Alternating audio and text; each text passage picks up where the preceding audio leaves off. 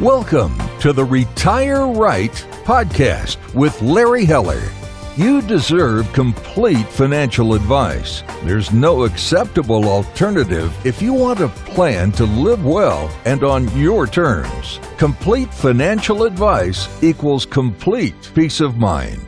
Now, let's get into this week's podcast episode. Hello and welcome to Retire Right with Larry Heller from Heller Wealth Management. Today, Larry's got a special guest, and we're going to be talking about trains. Woohoo! Or choo-choo, whatever, however I should say that. Good morning, gentlemen. How are you? Fine. Doing great, Eric. All right. I'm excited. I'm excited to hear about your guest, and your guest is Mike Kmeth. Correct. Perfect. Thank you. I wanted to make sure I said that right. And Mike, you are the president of the Long Island Garden Railway Society. That is correct. All right. And your club holds monthly meetings? That is also correct. Right on. And they do a bunch of events. And Michael, you have a wife, Kathleen. Yes. Did she start attending the meetings in 2007 or both of you? We both went together. We started together, and she's still a member of the club, and she's active with me. All right. Well, I want to just say a little bit about your history, just to introduce you and hand you off to Larry. But you were elected the president, and the club was founded in 1991 from the information I was given by a group of individuals that liked both trains and gardening, which is a great combination. And in 1999, the club was chartered, and you guys have 95 members, right? That is correct. Wow. Larry, thank you so much for bringing Mike on today. How did you guys start working together? So Michael actually became a wealth management client, somewhere around 5 years ago. So we handle his investments, his financial planning. And of course, one of the things that we always do is we talk to our clients about, what do they want to do? What makes them happy now and in retirement? And, Michael's always had a passion for the training. So he's always talked about that. So I thought it would be great for our listeners out there to hear about, Mike's passion in trains. And I think it'll be a very interesting podcast. So I asked Mike to join us today. So thank you, Michael. I appreciate it very much for the opportunity. Mike, you made a great choice. Larry's a great guy. So I'll let you guys go. Thanks, Eric. So Michael, let us know, when did your interest in trains begin? I guess very early in life. I got my first train set when I was about 4 years old, and of course for Christmas. And every Christmas Eve, my father and his brother used to set a train set up for my brother and I. Later on, my dad would take us to watch the trains on the Long Island Railroad. Back then, they were still running steam and a lot of freight. So I had the excitement of viewing steam trains, and I guess that's what I fell in love with. And that's pretty cool. Long Island Railroad had steam trains. Trains. Not up until about 1955, thereabouts. And then a few times he took us into, Atlantic Avenue in Queens, and we watched him coal up the engines. So, of course, we'd be visiting relatives, and to get out of the house, he took us. And I've probably ridden all kinds of tourist railroads throughout the United States, and including Alaska, and I enjoy it. And I've always had trains, even when I became an adult. I gave up my old gauge Line L. I still have them in original boxes. Went to an N gauge layout. And then, so explain to the audience, what do you mean by an N-gauge layout? What size? Give the audience a picture of what these trains and how big they are. Everybody's familiar with Line L. All right, that's old gauge. Then it goes downhill from there. The next size would be S gauge, which is American Flyer, HO, N, and Z. The Z gauge, the inside of the track between the rails is approximately a quarter inch. And N is about a half inch, and I'm not sure what the others are. Line L, I think, is 1 1/4, and the G gauge is what I run in a garden, specifically made trains to run outdoors. That's 1 3/4 inches between the inside of the rails. So how big are the trains? The cars themselves, roughly a passenger car is about 18 inches long and about 4 inches square. That's approximate. Depending on what you run and what your particular railroad is, some of the passenger coaches, the more expensive ones, like the Broadway Limited, those cars can be 2 to 3 feet long. Wow. And what do the trains run? Electricity? No. Yes, they do. There's 4 sources of power you can possibly have. To start with, the English had a series, probably about 60, 70 years ago, they had a wind-up system like a clock. Then there was live steam, which some members of the club still use today. It's a butane-fueled boiler, and it's a steam engine. Steam comes out of the cylinders and the whistle. Then there's track power, like everybody's familiar with Lionel, American Flyer, HO, all track power. And the more modern way is the way I'm going is battery-powered radio control. I don't have to worry about the track being dirty. I just turn on the switches and hit the controller, and off I go. I blow the whistle, ring the bell, and turn the smoke on or the lights, and slow it down gradually, just like a real train. And I have a sound system on it that would duplicate the exact sound of a real train. You actually hear the brakes being applied. That's very cool. Yeah. So, Michael, for our audience out there, let's paint the picture. What kind of size train are we talking about here? The Garden Railway trains are known as G-size scale trains. And within that, there's many different scales. The size of a train, average size, a passenger car would be about 18 inches long and a 4-inch square. Some cars can go as long as 2.5 to 3 feet, depending on the model the railroad is going on. And these cars would represent the passenger cars that were used probably in the 20s all the way up to the 50s. They were very long, heavyweight cars. They are long. And then there's different railroads you model after. Again, driving the size, again, it's up or down. G scale is larger than Lionel. Lionel is old gauge. Most people are familiar with the old gauge trains, Lionel trains. Then from there, it's American Flyer, which was S gauge, HO, N gauge, and Z gauge. And Z being the smallest, which the track, the inside dimension of the rail between the rails is about a 1/4 inch. N gauge is a half. I think O gauge is 5/8. I don't remember what the S gauge or American Flyer was. The G gauge, which is the outdoor railroad, is 1 3/4 between the inside of the rails.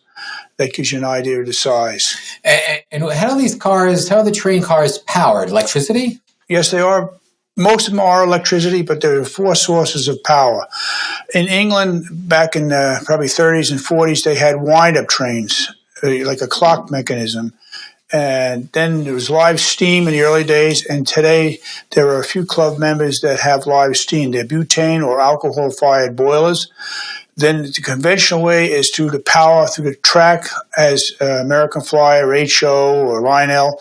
And then the fourth, the most modern way of doing it is by battery. And that's the way I power my trains, lithium-ion batteries and radio control. A battery, depending on the size, I can run at least an hour and a half to 2 hours on one charge. I have one locomotive, has a large battery. I can go over 6 hours pulling about 20 cars on level ground. That's how trains are powered today. Very cool. Let's talk a little bit more about the Long Island Garden Railway Society. What made you and your wife decide to join the club? I knew about the club a number of years, but I'm not a go out and join type of person. My wife was a nurse, and she had a patient that she was taking care of, and he had a spike, which we call a golden spike. It was painted gold. And a conversation ensued, and he says, I'm a member of the Garden Railway Society. Why don't you come and join? Because my wife told him I was building a garden railway. The very next meeting we attended, we joined it. And as soon as we walked into it, my wife recognized another woman she had worked with in the hospital. She's working in over 30 years. And we joined the club that day, and I've been active ever since. So, how often does the club meet? We meet as an official club meeting once a month. We meet at members' houses during the warm season to May through October. One member will host that meeting. We have coffee, donuts, etc., and then we review the layout or building a layout, whatever position he's in. And the winter months, November through March, we meet at the Northport Yacht Club. We have no official home location. And, so now you're the president of the club. What kind of responsibilities does that bring? Of course, the president, I have to sign the checks for financial reasons whenever we have course. I conduct the meetings. I have to read all the business that we're attending to, introduce trips that we're going on them, organize it. Like I have to organize a work session. We have a garden railway that's been permanently set up at the Railroad Museum of Long Island Riverhead. We built it, or just before I was a member, for a deceased member that was very active, and we try to maintain it, weed it, correct the tracks, and I have to have another work session, and that'll be one of my responsibilities to it. Try to get people, if there's an email that has to go out, alerting them to a particular situation, like we're going to have a work session, or we're going to have a picnic, we need volunteers for a picnic, things like that I do.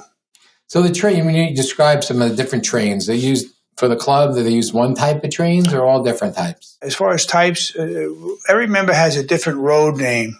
Everybody loves it. What's your road name? My road is anything narrow gauge in Colorado, Utah. Now, we want to know what narrow gauge is. The Long Island Railroad, Pennsylvania, Union Pacific, all the railroads that we're familiar with today, the New York City subways, all the other metros, are all what they call standard gauge. It's 4 feet, 5.5 inches between the inside of the rails. Narrow gauge can be anything narrower than that. In Colorado, there is a 3-foot narrow gauge. It still operates mostly as tourist trains. The Yukon and White Pass in Alaska is the 3-foot. The East Broad Top in Pennsylvania is a 3-foot narrow gauge. In Maine, they have a 2-foot narrow gauge. They built narrow gauge because it was cheaper to build in the gold mining days out west. A lot of those have been converted to standard gauge. So mine is modeled after the narrow gauge in Colorado, approximately 1900. Very cool. So tell us a little bit about some of the events that the club does. Okay, we do probably about 10 public events a year. In February, we donated time to a Boy Scout club in Westbury.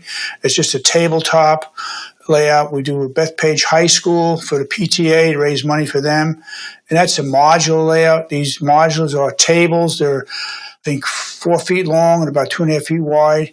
Each member has a table, and everything integrates together at a certain height and span of the tracks. The members bring their own trains to run. The buildings we set up are the individual members. Only the corners are the club's property.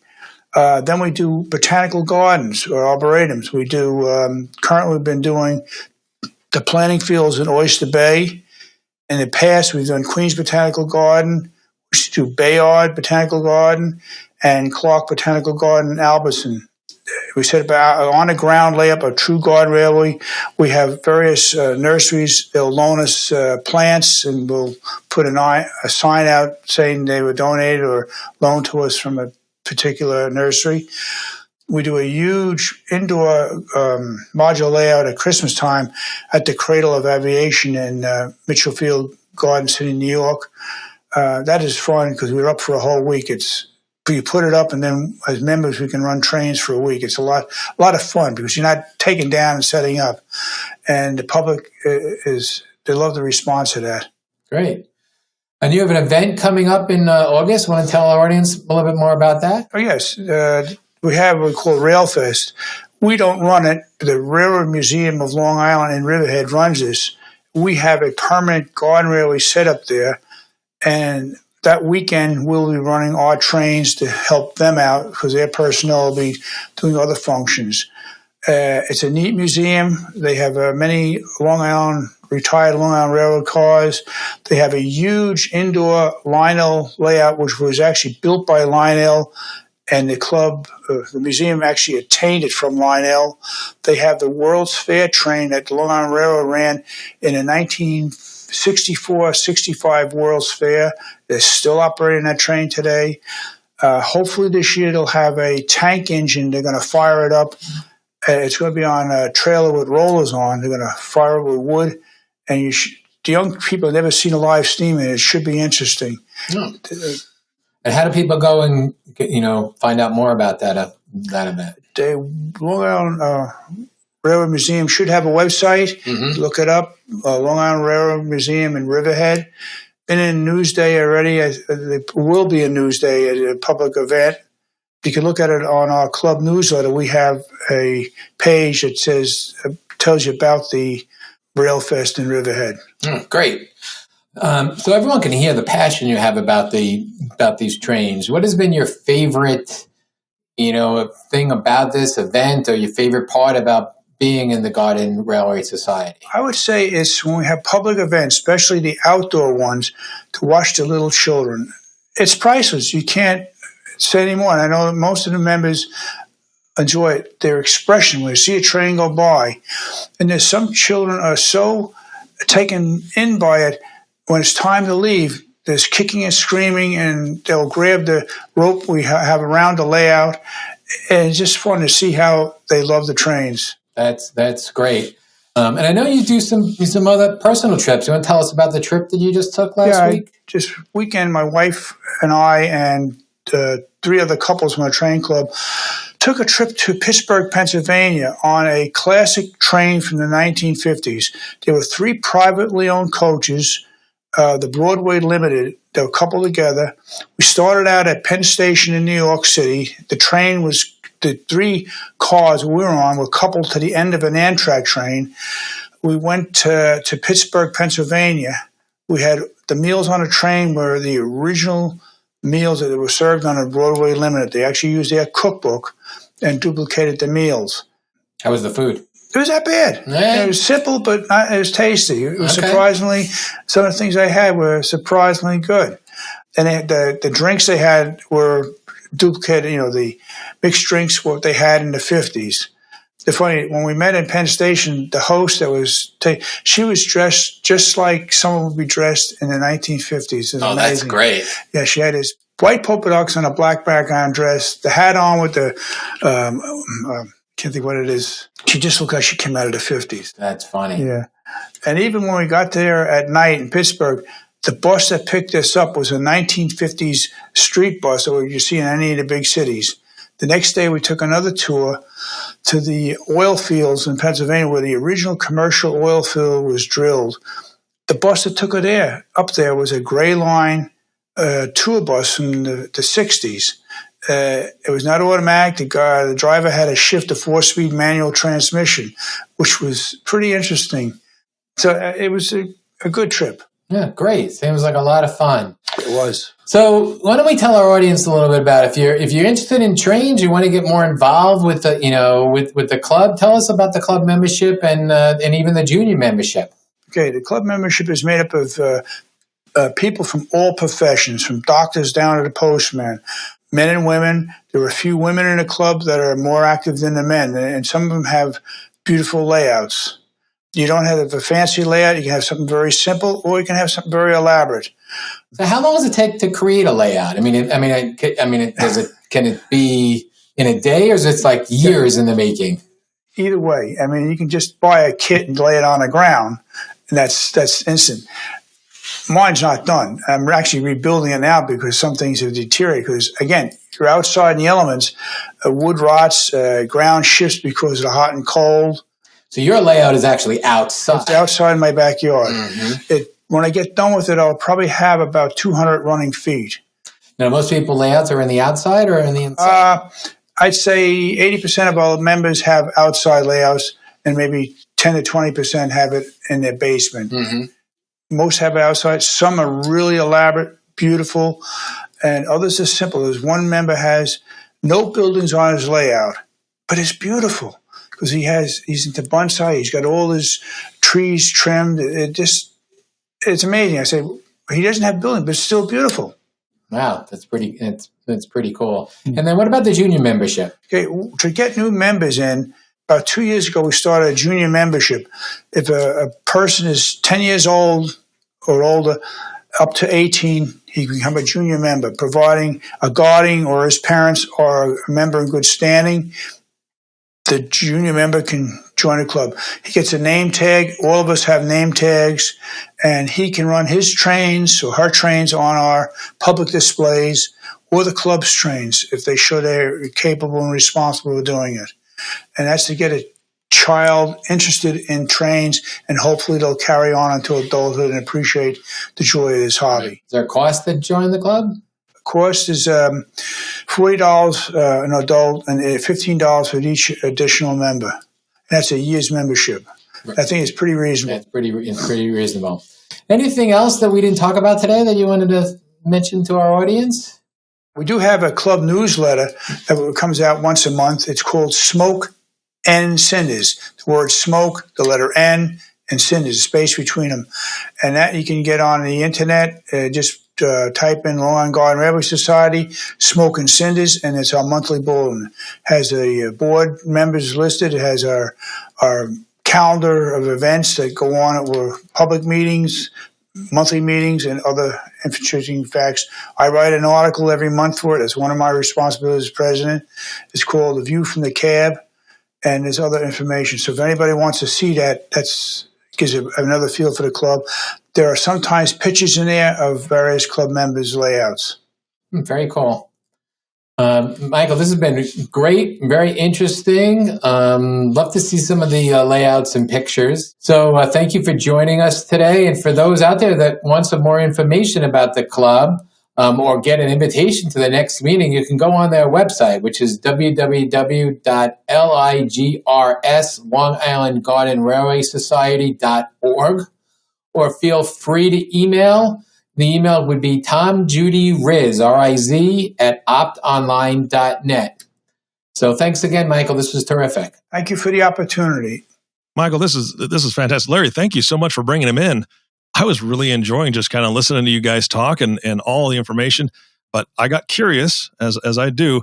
So I jumped online, and you guys have a Facebook page, too. And I'm looking at a picture of you, Mike. You look great. Yeah, thank you. So you guys have a Facebook page, and it really is the Long Island Garden Railroad Society Incorporated.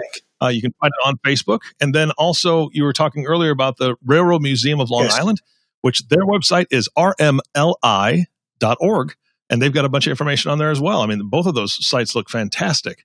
So again, yeah, this is a ton of great information. I love trains. Thank you. Yeah, no, I love it. I wish I was in your area so I could go hang out. Look up in your area. You might have one out there, too. It's an international hobby. It's not just local here. That's true. And being from Omaha area, this is definitely a point where some trains come through. For sure. Yes. All right. Well, thank you so much for your time today. And Larry, thank you so much. This is a great podcast. Thanks, Eric. You bet. And thank you all for listening to the Retire Right podcast with Larry Heller. If you have not subscribed to the podcast yet, please click the subscribe now button below. This way, when Larry comes out with a new podcast, it'll show up directly on your listening device.